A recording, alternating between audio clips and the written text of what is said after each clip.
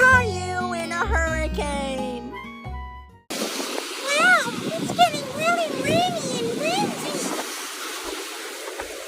Mommy, Caillou's not in his room, and he left in his note.